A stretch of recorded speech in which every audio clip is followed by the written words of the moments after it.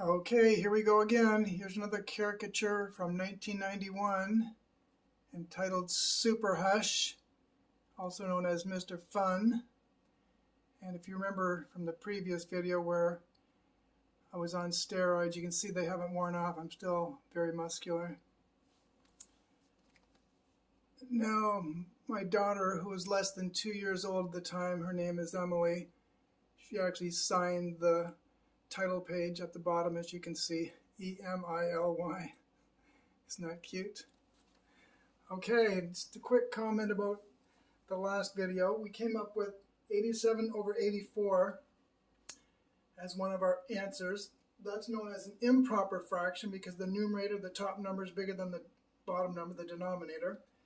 We reduced that to 1 and 3 over 84 because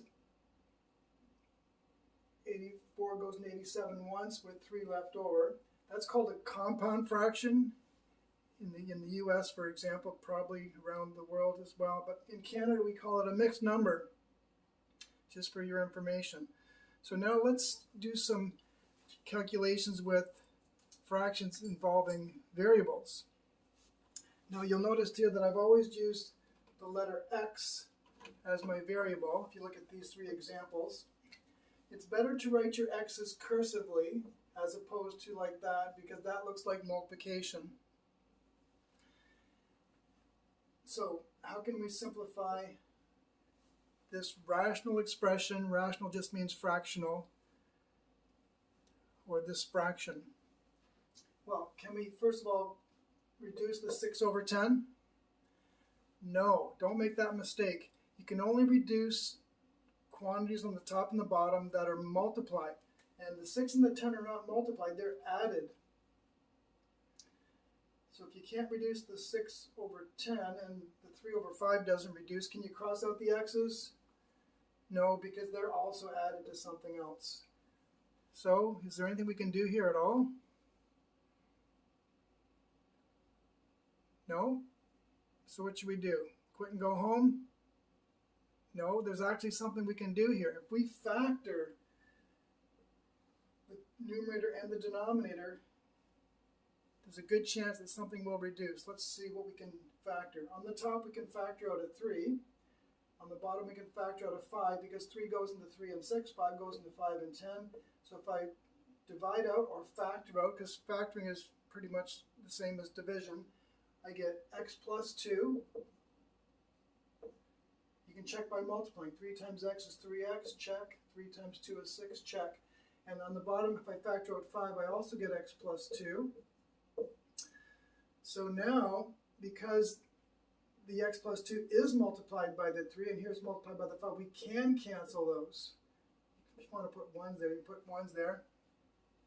Now you see them, now you don't. So this is just the same as 3/5.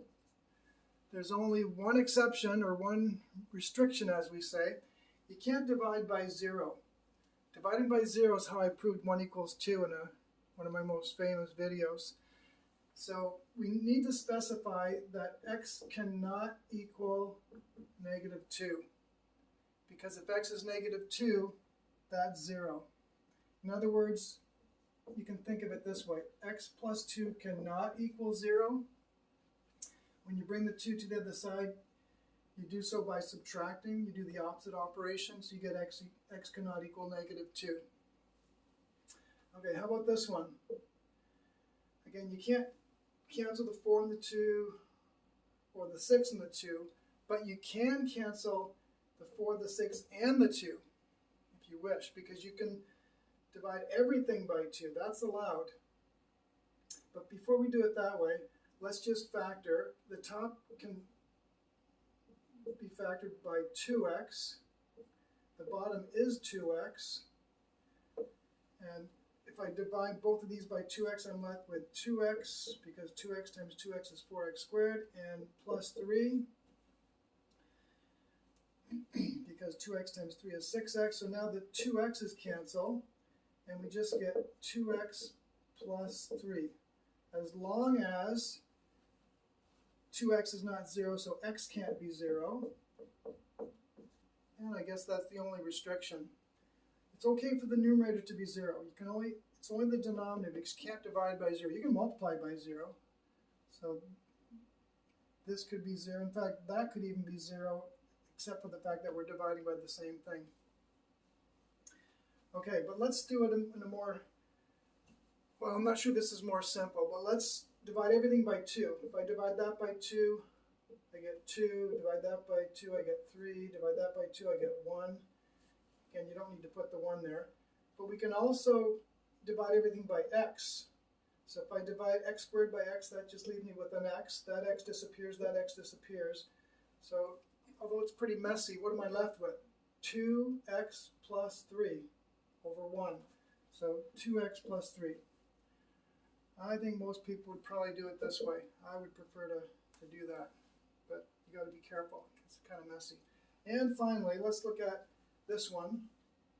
Again, you can't cancel anything because of the plus and minus sign. So let's factor. Here I can factor out 3x or negative 3x. I'm going to factor negative 3x because it's nice to have the first thing in the bracket be positive. If I factor out negative 3x, I get x minus 2. Correct. And if I factor out negative 2x, I get x plus 1. Is that right? Let me just have a quick look there. You can always check by multiplying. It's always a good idea. It's better to check for mistakes now than it is to check at the end when you've gone too far and you've wasted time. So that looks right. So now what cancels here? Well, not a whole lot. The minus signs can cancel. If you multiply top and bottom by negative 1, or divide top and bottom by negative 1, or just realize that a negative divided by a negative is a positive, these x's cancel. So you get, for your final answer, 3x minus 2 over 2x plus 1. And the restrictions are, again, x cannot be 0, nor can x plus 1 be 0, so x can't equal negative 1. To determine the restrictions, don't look at the question, don't look at the answer, look at the factored form. There you can see more easily that x can't be 0 and x can't be negative 1. Again, it's okay for this to be 0, that's not a problem. All right, well, we will continue to do rational expressions because they can get fairly complicated. So stay tuned. Subscribe, comment. Talk to you later.